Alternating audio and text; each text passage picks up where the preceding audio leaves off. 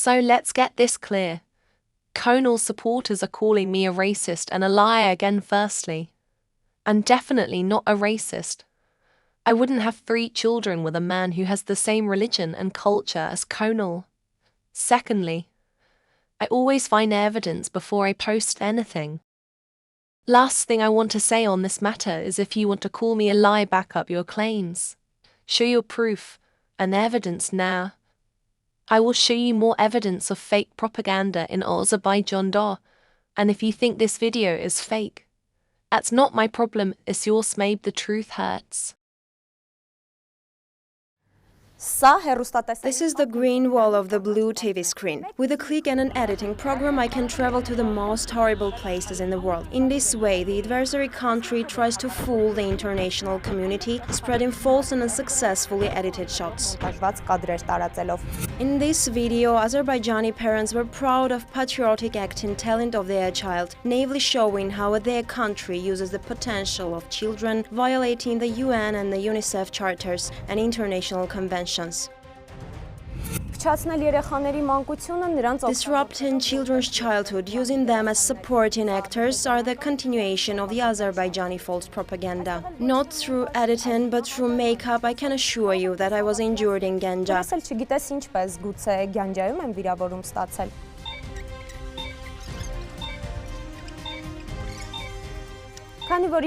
Considering that my makeup is more persuasive, I think the neighboring country needs better makeup artists. I'm Azerbaijani. I am Karabakh. Especially after this video, when children pronounce their text, are the neighboring prompters satisfied? Media experts on Azerbaijani propaganda assure that the Azerbaijani side provides serious expenses for such a show. They are also launching counterattacks abroad, and a number of even reputable international media outlets can be showing a lot of pro-Azerbaijani positions. An example of an apt illustration of the last are the cases of Ganja, when they simply closed their eyes and did not see that for 3 weeks Armenian civilian settlements were being shelled with missiles. But one strike on Ganja and some kind of world hole immediately begins. Of the media that, playing false objectivity, turned a blind eye to the injuries of French and Russian journalists in Artsakh and Israel images, France 24 had the courage to confess in Baku.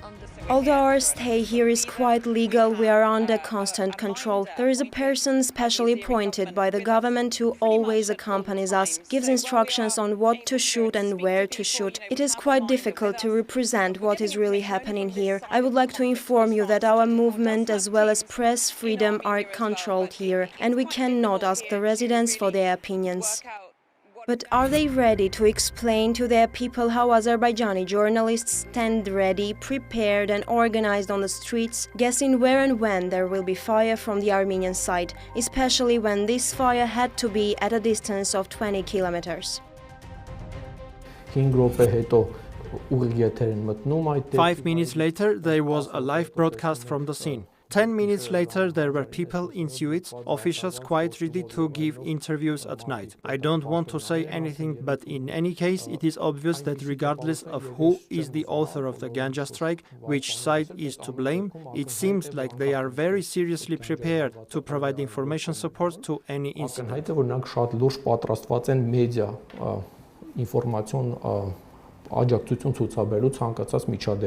With fake photos of victims, again using children, Azerbaijanis tried to play with the feelings of the international community, but very quickly Google refreshed our memory. The picture was one of the images of the war in Syria. The Azerbaijani propaganda service even plays wreaths of dead Armenian soldiers and the flag of Artsakh, allegedly presenting footage of Azerbaijani victims. Only one question occurs. In fact, maybe Azerbaijan is grieving that our young men are dying because of them.